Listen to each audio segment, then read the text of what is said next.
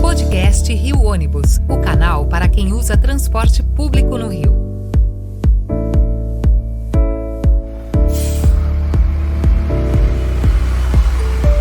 Podcast Rio Ônibus, o seu ponto de encontro para conversas sobre mobilidade urbana, transporte público e as histórias que movimentam o Rio de Janeiro.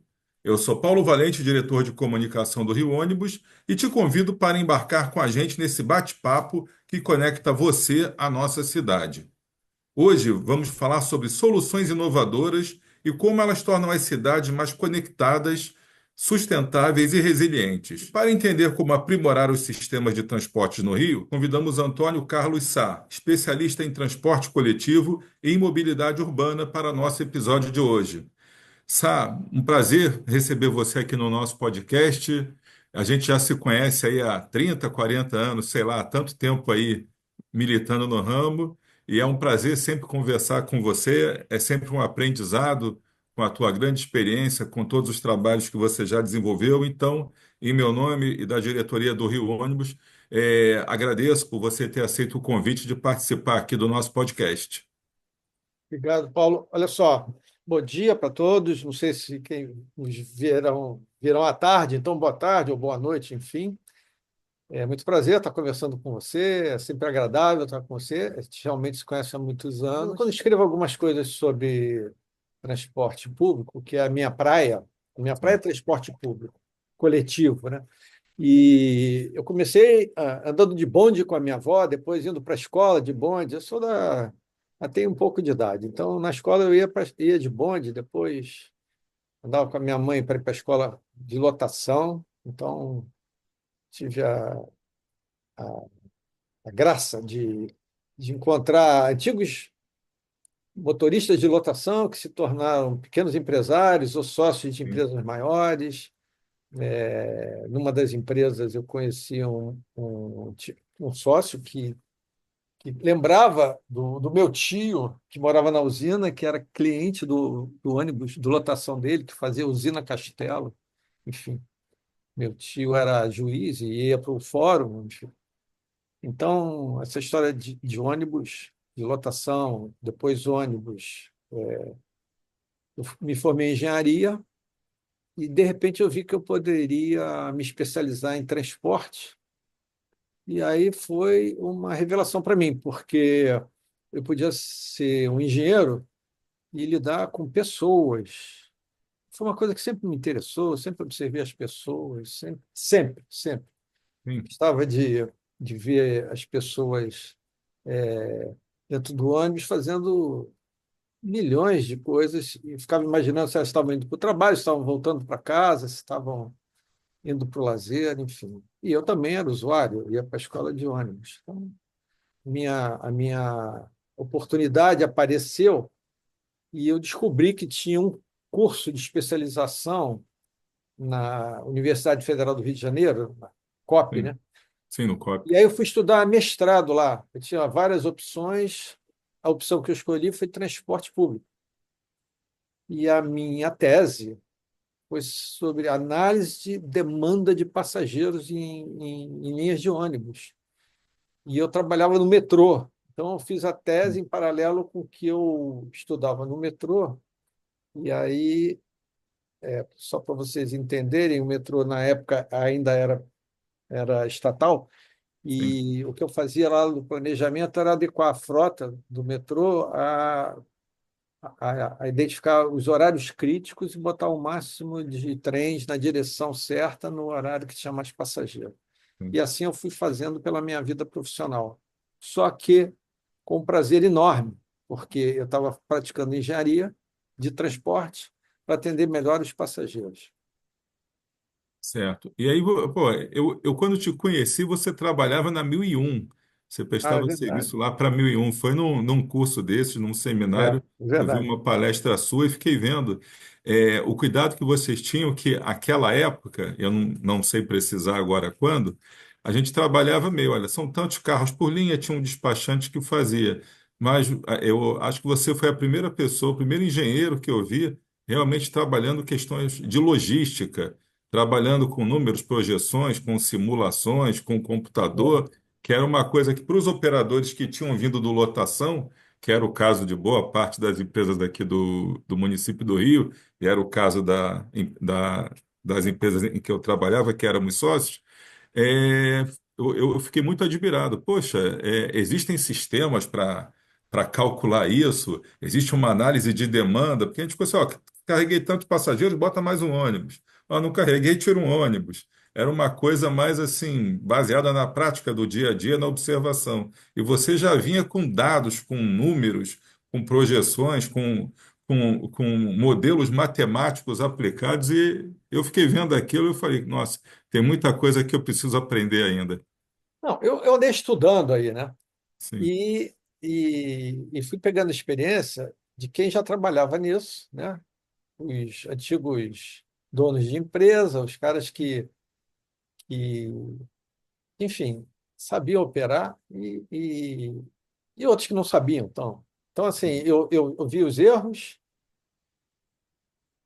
e criticava, assim, para mim, e vi os acertos, ficava admirado como é que interessante aquela empresa trabalhava de uma maneira diferente da outra. E aí, o segundo passo, depois que eu entendia e quem estava me contratando passava a depositar alguma confiança no que eu ia propor, eu começava a conversar com quem operava. Então, assim, eu tanto conversava com o responsável pela operação das empresas, como se eu estava estudando alguma linha, eu ia conversar com os despachantes. sim, E é interessante porque o despachante, eu já vi donos de empresa falando assim, que o despachante é o cara mais importante da linha. Só que, na minha opinião, o despachante tem uma visão do ponto, né? sim, E o que passa além do ponto, quem vai ter experiência do que vai acontecer é o motorista e o sim, cobrador. E aí, a, eu acho que se tem alguma qualidade nessa aprendizagem, é que eu estudei, mas eu interagia com tanto os motoristas da linha quanto os cobradores. E eles acabavam me contando histórias muito boas, mas também falando da experiência que eles tinham. Aí, da combinação da experiência deles e da empatia que eu criava com eles, quando eu tinha alguma proposta, eu apresentava. Primeiro, eu convencia os donos, por exemplo, uma linha que tinha 10 ônibus, rodaria melhor com 15. O cara, mas 15, essa linha é boa. Aí eu tinha que mostrar que a linha era boa, que tinha potencial, e com 15 ônibus ela ia rodar bem. Em outras situações, uma vez eu peguei uma linha lá em São Gonçalo, eu trabalhei em vários lugares no estado do Rio de Janeiro. São Gonçalo, Niterói, Zona Sul, Zona Norte do Rio, enfim. E também na 1001. A 1001 era uma outra história, mas, enfim, tinha uma, uma empresa de ônibus que tinha uma linha com 50 ônibus. Era um espetáculo. 50 ônibus era a linha que tinha mais ônibus da empresa e era a linha que tinha o maior faturamento. Então, aquela linha era assim, a rainha da empresa. Só que eu observei, indo no ponto, que ali operava muito mal. O ponto era muito pequeno e na hora que os carros chegavam, às vezes são 7 carros, 9 carros para encostar na placa. E aquilo é um desperdício danado. A linha rodaria muito melhor com menos carros. Então, às sim. vezes, era a questão de botar mais carro para atender melhor, para ter uma frequência maior, e outras vezes era a oportunidade de ajustar a frota para fazer a linha ficar rodando mais redonda. Por quê? Porque tem a segunda história. Se eu analiso a demanda, eu quero conhecer o passageiro. E aí eu ficava observando nos pontos o passageiro, como é que ele se comportava. Então, assim, passageiro de ônibus, apesar de a gente achar que sempre vai pegar o primeiro ônibus que passar, não é assim. E se você quiser, depois eu conto que pesquisa que eu fiz com os passageiros Às de. vezes o pessoal aguarda, tem a fila do em pé, tem a fila do sentado, tem a fila do próximo carro. Ah, Eles vão sim. se organizando lá. Não, essa história é maravilhosa, porque os despachantes do ponto inicial, sim, um ponto no centro da cidade, qualquer cidade. Eu já fiz análise de linha lá em São Luís do Maranhão. O cara do ponto do centro da cidade, a hora do pico da tarde, ele conhece tudo dos passageiros que embarcam todo dia. E aí a fila é organizada, tem às vezes a primeira fila, a segunda, e Uhum. tem o cara que fica na porta quando a fila para, é que o Ele cara. entra. Então, o passageiro que desse horário sabe tudo, sabe tanto quanto o despachante. Mas no meio do caminho, às vezes tem passageiro, e aí, se você percebe isso, você pode organizar a tua linha para sair com um banco, Sim. Um com banco vazio para sobrando, pegar o para pegar passageiro o do meio do passageiro ali caminho. na frente, entendeu? Sim. Não é isso. Organizando. Bom, então, o que você está falando, de uma certa forma, já parte um pouco para a minha segunda pergunta aqui, que a gente hoje tem um debate bem grande aí para se pensar soluções para tornar a mobilidade urbana na cidade mais eficiente, porque hoje você falou de linha com 50 ônibus, linha com 10 ônibus. Então, tem linha que, se estiver muito engarrafado, você pode ter 100 ônibus na linha que você não vai conseguir oferecer um serviço de qualidade. Então, a gente tem que ter uma mobilidade urbana mais eficiente para garantir o direito à cidade, promover a inclusão social, estimular o desenvolvimento econômico sustentável.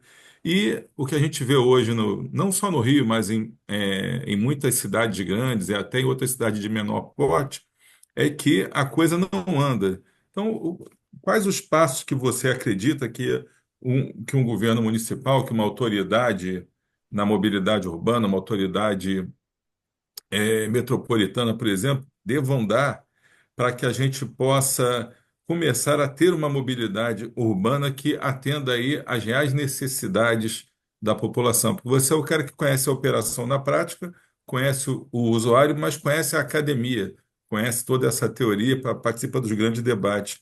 Qual o caminho que você enxerga que a gente hoje deva seguir para poder melhorar a mobilidade, por exemplo, aqui na região metropolitana do Rio de Janeiro? Olha, eu vou falar uma coisa, talvez seja polêmica. Eu acho que tem que ter humildade, tá? Então, por exemplo, a cidade do Rio de Janeiro é muito grande e eu gostaria depois que a gente mostrasse uma foto de uma linha Sim, muito particular, que é parecida com outras linhas. É uma linha que eu operei, que ela sai de São Conrado, cruza a Rocinha e vai para a Zona Sul. sim, Ali tem uma linha que vai para o Leme, outra linha que vai para Botafogo, enfim. Tem uma linha que ia para Ipanema. Então, eu operei essas linhas têm uma especificidade muito grande. Aí eu também operei uma linha que saía lá de Vila Valqueire, passava pelo Meier, depois passava pela UERJ, e depois ia para o centro. E essa linha tinha um problema sério, que era muito longa, tinha problemas de engarrafamentos de manhã, engarrafamentos à noite. Às vezes a linha saía da Marechal Câmara, lá no centro do Rio. sim, Agora o ponto está na Presidente Vargas. Saía da Marechal Câmara e cruzava ali a Avenida Antônio Carlos e passava na Candelária. Era impressionante, eu ficava na rua, ficava com rádio, falando com a garagem, pessoal com GPS. Às vezes o ônibus saía do, da Marechal Câmara, levava 40 minutos para cruzar a Avenida Antônio Carlos, a 1º de março, e passar ali em frente à Candelária. Então, como é que você vai se preocupar com um passageiro, por exemplo, que está saindo do escritório às 6 horas da tarde? Que hora você vai mandar um carro sair lá da Marechal Câmara? Ah, 10 minutos no máximo da Candelária, se o ônibus está levando 40 minutos para chegar. Então, a gente fazia, sim. na operação, se- criava situações para tirar um carro no meio do percurso de 1 quilômetro. Imagina, no meio do percurso de 1 quilômetro, a gente botava um carro ali pela Araújo Porto Alegre, se não me engano, para chegar mais rápido na Candelária. Então, assim, primeira coisa, então, que eu estou falando é humildade. Por que eu estou falando isso? Porque a linha da Rocinha não tem nada a ver com a linha que sai da Vila Valqueire e vai para a Praça 15, não tem nada a ver com uma linha que sai do Lins e vai para a Praça 15, agora Castelo, não tem nada a ver com uma linha que sai da usina e vai para o centro, não tem nada a ver com uma linha que sai da Zona Sul e passa pelo centro e vai para a Zona Norte.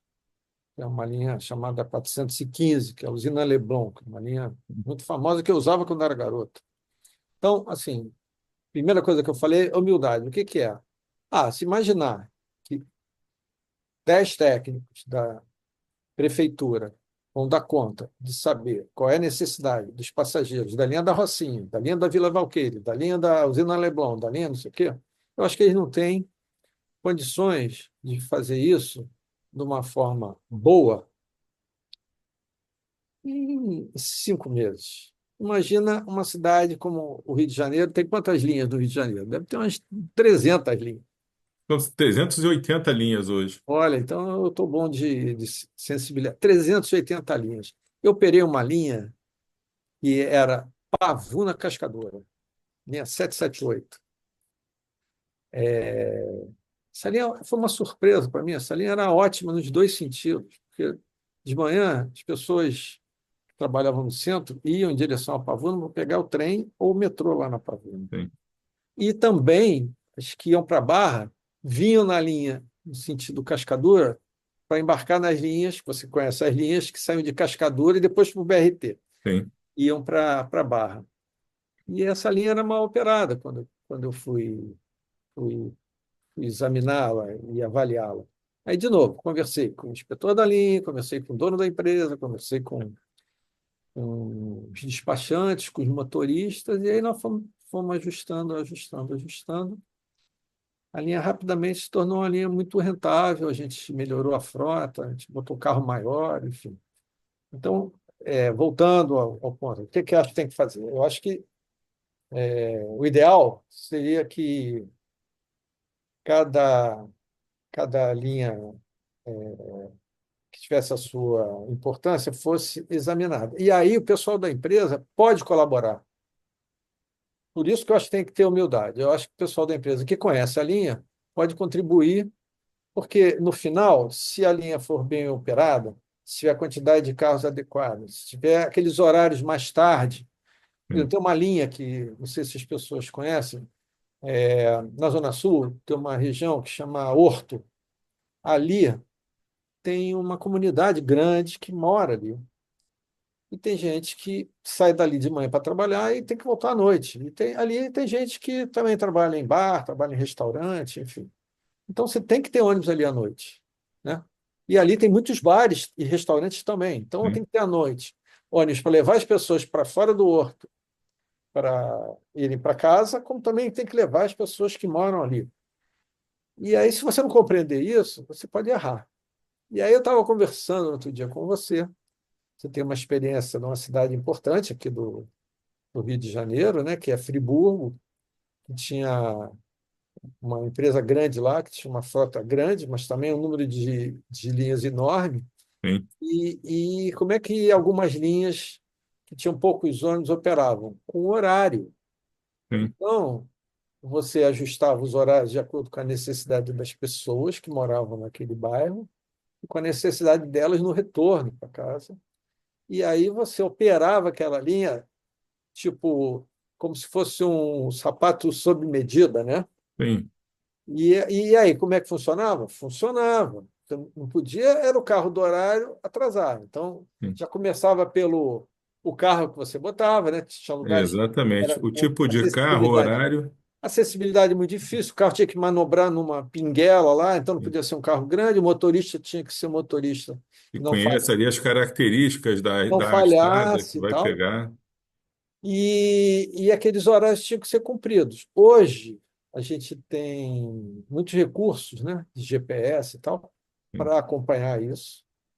E você imaginar que a empresa possa fazer isso, ela pode. Você exigir que o poder público fiscalize e você dá uma certa transparência, os próprios usuários se manifestarem se aquilo está sendo cumprido, se está inadequado ou pode ser ajustado. exatamente. Reclamam às vezes da falta de ônibus, da falta de horários. Às vezes não é, é falta de informação. Tem ônibus em quantidade, tem até horários. Mas a É, pessoa vai para o ponto aqui no Rio de Janeiro. Hoje não, que já existem aplicativos, mas até pouco tempo atrás, as pessoas iam para o ponto numa aventura, sem saber a hora que o ônibus ia passar.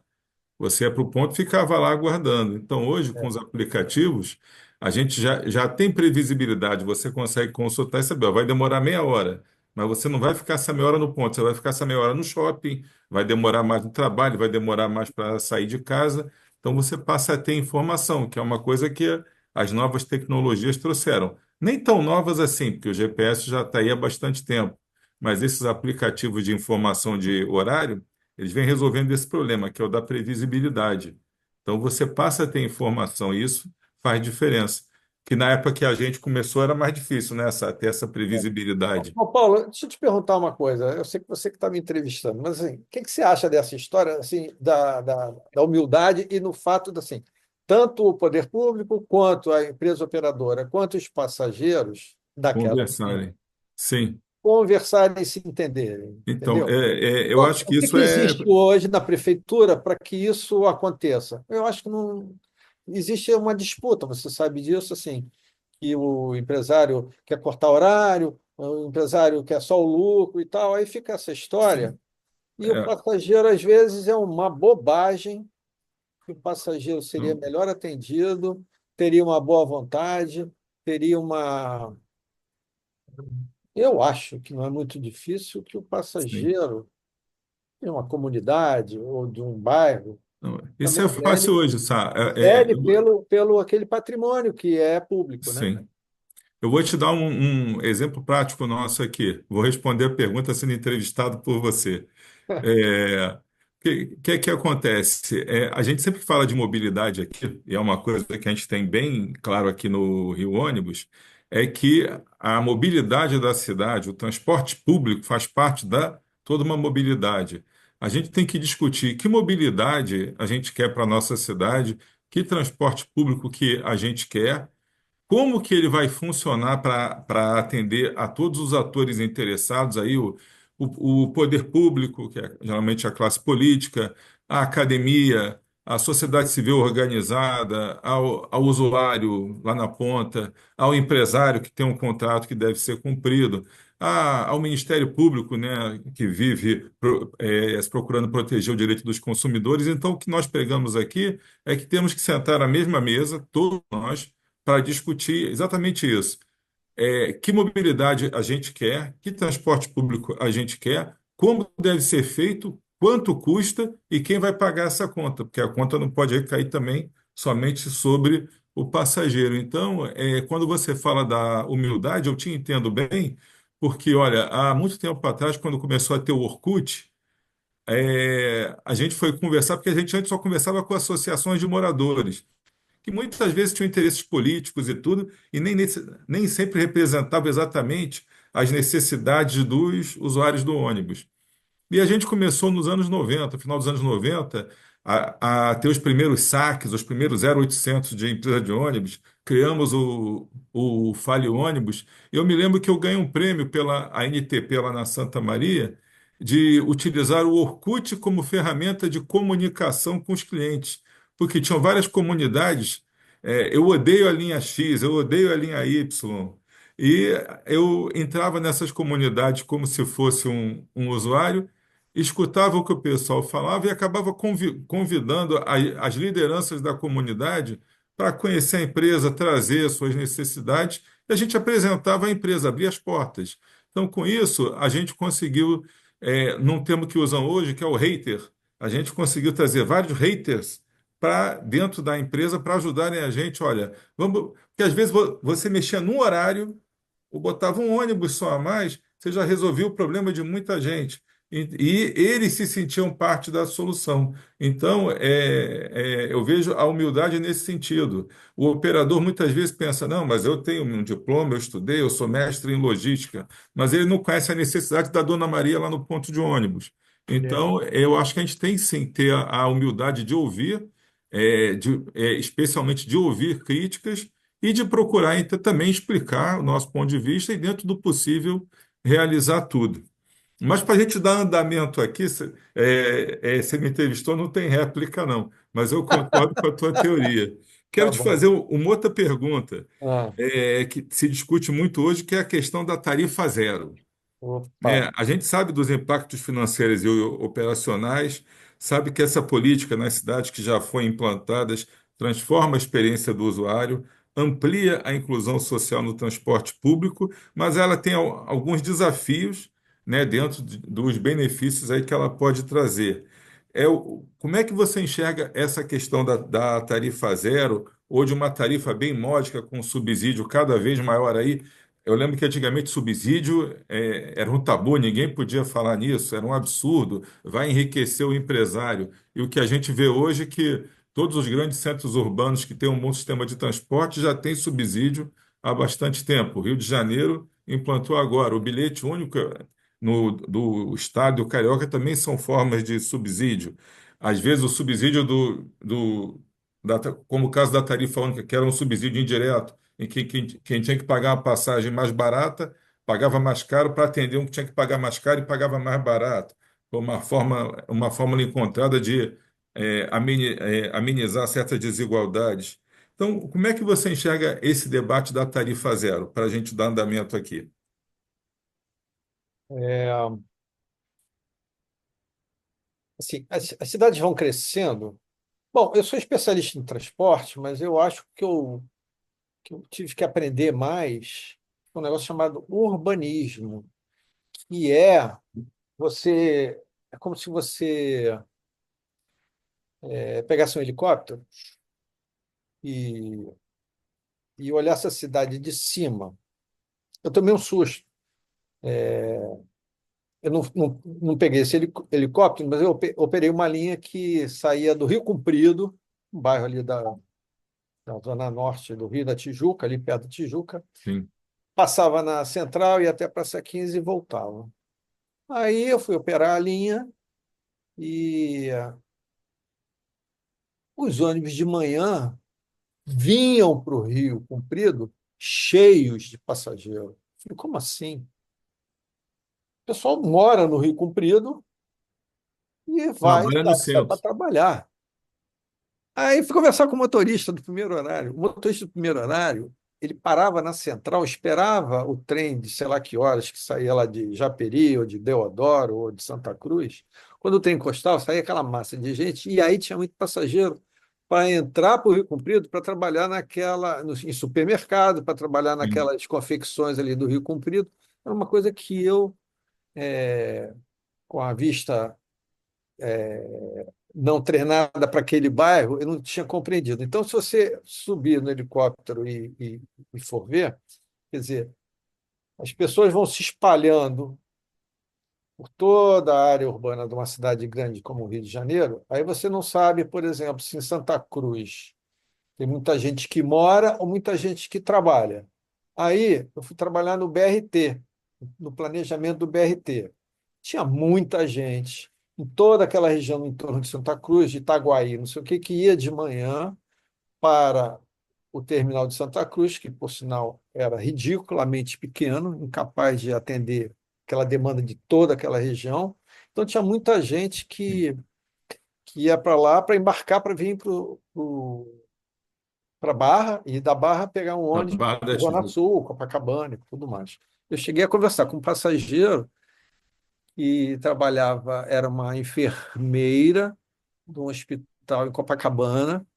Quando ela pegava às 7 horas da manhã, ela saía às 4 horas da manhã lá de Santa Cruz. Então ela saía de casa Sim. às 4 horas da manhã, pegava um ônibus até a estação Santa Cruz do BRT, vinha no BRT, aí pegava um outro ônibus para saltar em Copacabana e não pagar mais do que duas passagens. Na época o BRT tinha integração com ônibus e era integração dupla. Pois bem, então, voltando aí à questão que você falou da tarifa zero. Como é Tarifa que você zero. faz com uma cidade que vai expandindo e as pessoas estão morando a 40 quilômetros do local de trabalho? É muito complicado. Sim. Ah, então você tem que. Se você for cobrar uma tarifa quilométrica, a tarifa lá de Santa Cruz para início da Barra Sim. ou para o centro do Rio de Janeiro, vai custar muito mais caro do que uma tarifa numa linha curta, por exemplo, de Campo Grande para Santa Cruz, ou ali de Curral Falso para Santa Sim. Cruz, ou É bem de próximo. qualquer outro exemplo que a gente dê para Campo Grande, ali aqueles bairros de Padre Miguel, em torno de Campo Grande. Ali você poderia cobrar uma tarifa mais barata, numa linha curta, mas você não poderia cobrar uma tarifa barata, barata, o cara não poderia vir trabalhar.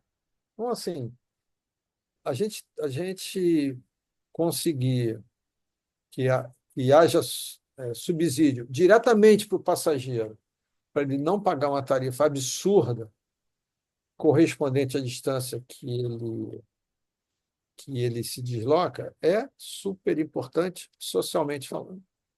A diferença de hoje para 20 anos atrás é que o Estado, né, o governo, no caso o município, ele pode controlar as viagens. Então, assim, ele pode ter absoluta controle do pagamento que ele vai fazer para as empresas. Então, se a empresa fizer aquela viagem, aquilo está tratado, ele vai pagar a tarifa hoje, tem uma remuneração quilométrica, né? Sim, E é importante que a prefeitura que fizer o contrato com as empresas não falhe de falhar com o sim, pagamento devido, que isso é um outro problema. Você já deve ter falado em alguma oportunidade que esse compromisso não pode falhar. Tá? É um contrato que tem que ser respeitado sim. e a empresa, para oferecer aquilo, tem que receber. Pois bem, então, voltando aí à tarifa zero, eu acho que é um grande avanço, é um grande avanço. E hoje a tarifa é 4,70, que para uma distância longa, eu acho que é adequado, havendo a possibilidade de um sujeito que sair de um bairro muito distante poder chegar na central do Brasil, ou chegar ali no Terminal Gentileza, ou qualquer outro lugar, ou na própria Barra, São Conrado, ele possa é, trocar, fazer uma baldeação, né? Que é o Sim, termo que o passageiro usa, não é integração, é baldeação. Ele possa fazer isso e terminar a viagem dele, e chegar no destino. Então, eu acho muito bom. Até que se consiga isso, eu acho que tinha que haver uma discussão se em viagens mais curtas não seria oportuno a gente conseguir que a tarifa fosse menor. Eu sou a favor disso, eu já vi isso funcionar sim, em várias linhas, na região da Pavuna, na região da Praça Sans Penha, e isso já foi tentado lá em Campo Grande também no passado, mas aí veio a tarifa única e quebrou as empresas com linhas grandes e facilitou sim, as empresas com linhas curtas. Isso é uma discussão que deveria acontecer. Como agora há subsídio por quilômetro, eu acho que isso poderia voltar a ser discutido. Mas, respondendo, me alonguei a beça, eu sim, acho caminhar em direção à tarifa zero é muito bom. Eu só acho que a gente está perdendo tempo não vendo um mercado específico, os concorrentes que existem, e sim, ver se uma tarifa mais barata atrairia passageiros para o ônibus. E volto a falar, tem uma foto aí espetacular que sim. fala que passageiro não falta para pegar moto e para pegar van na Rocinha. O Então, o que é passageiro isso? tem. A gente tem Tem que recuperar a passageiro. preferência deles. Uma vez só vou terminar com essa história aí que eu fui numa garagem lá em São Gonçalo, isso no tempo antigo, não vou falar no tempo antigo, mas era uma época que se amarrava cachorro com linguiça. Eu fui numa empresa e lá em São Gonçalo, na época, tinha muitas linhas que rodavam em, em rua Estrada de de terra, barro, rua de estrada de barro. terra, né? Isso E ainda aí tem chovia, tinha Friburgo. buraco. Conclusão, a empresa, por causa do feixe de molas, botava uma mola a mais, ou duas, enfim. O ônibus ficava alto para cacete. Então, o embarque das pessoas era uma dificuldade. Eu que estou ficando mais coroa, sei o que é subir um degrau alto, né? Se pega a mão, está firme, e eu estou com a mão Sim, livre, tudo bem. Só que esses ônibus mais antigos, com feixe de mola mais alto, atendiam uma linha que saía lá de um bairro de São Gonçalo e ia para Alcântara, onde tinha um monte de supermercado. E aí eu cheguei para o dono da empresa, falei, seu fulano, olha só, tenta subir aí nesse ônibus. Era um sujeito que tinha a idade que eu tenho hoje. e era baixinho. Falei, mas o que que tem, meu filho? Falei, tenta subir com esse ônibus. Agora, imagina o senhor estar com 2 sacolas de supermercado e ainda vai esbarrar na roleta. Então, assim, esse ônibus está errado para essa linha. O senhor tem que botar um ônibus com um degrau mais baixo, porque senão só vai dificultar a pessoa que vai embarcar. Conclusão, na linha concorria, na época, Kombi. Então, quem estava com sacola e não conseguia subir no ônibus, preferia De a Kombi Kombi. porque era mais cômodo. Pô, Sim. então é isso. Bom, não sei se eu respondi ou você quer que eu avance um pouco mais na Não, tarifa. não, está bem Pô, respondido. tá Pô, bom. Safa, tá muito bom conversar contigo, mas o nosso podcast tem Ah, um tempo médio. Eu vou deixar aqui já pré-marcado para a gente continuar essa conversa falando sobre outros temas e desenvolvendo mais isso aí para um segundo programa, é? tá bom? Tá E bom. que hoje a gente está chegando aqui no nosso limite de tempo, senão os ouvintes também acabam indo embora. Que Pô, porque eu tenho muita essa história. turma das mídias sociais hoje, eles gostam das coisas rápidas assim. Então, Vamos falar e tal. Então, a gente está com um compromisso já de gravar aqui uma próxima edição contigo para a gente desenvolver mais, porque é bom conversar contigo, porque você tem a história prática da coisa. Você trabalhou, você traz os exemplos, traz as coisas que são bem interessantes. não, eu queria só contar uma história aí que eu acho que vale a pena. Esse negócio da humildade, né? Eu, eu, eu, Sim, eu, eu trabalhei, fui diretor de uma empresa e depois eu continuei a amizade com os donos, isso tem mais de 30 anos. Era lá de São Gonçalo. Aí eu já não estava mais trabalhando lá, o dono chegou para mim e disse: você tem alguém para indicar para fazer contato com os passageiros? Tem um rapaz ótimo, não sei que ele trabalhava comigo. Eu falei, indiquei o rapaz. Aí, um belo dia, ligam para a empresa e o rapaz atende. Quem era? Eram alunos da UERJ, ali no Maracanã, que eles falaram assim: o sim, último ônibus da linha passa aqui na UERJ 10h10 e a aula termina 10h20 da noite. Só que a empresa podia atrasar esse ônibus que vai para São Gonçalo, que é o último, senão a gente tem que ir para a Praça 15, atravessar de barco, esperar a barca de meia em meia hora para pegar um ônibus para São Gonçalo. sim. O cara, claro. Então, assim, olha só como é que era fácil para a empresa, que já Resolveu operava a linha há problemas. 15 anos, mudar aquele horário para atender a um grupo de passageiros que ia fazer meia lotação, até mais no ônibus. Então, assim, às vezes, a tal da humildade Sim, é só um pouco de sagacidade, você vê o que é que o passageiro exatamente. precisa. Tá bom? Então tá bom, Sá. Então, olha, eu quero te agradecer muito aí por ter participado desse podcast, gravar outros aí, que você tem muita história para contar e certamente os nossos ouvintes aqui vão gostar de ouvir, mas a gente tem que fazer em capítulos, tá bom, meu Tá amigo? bom, prazer. Então, te agradeço muito aí pela participação, mais uma vez no meu nome, no nome do Rio Ônibus. Tá bom. Um abraço. Um abraço para todos. Obrigado, então, Sá. Bom, pessoal, então, agradecendo mais uma vez aqui Antônio Carlos Sá, especialista em transporte coletivo e mobilidade urbana, nós chegamos ao fim de mais um episódio do podcast do Rio Ônibus. Obrigado por embarcar com a gente, continue nos acompanhando e fique ligado para não perder o próximo destino.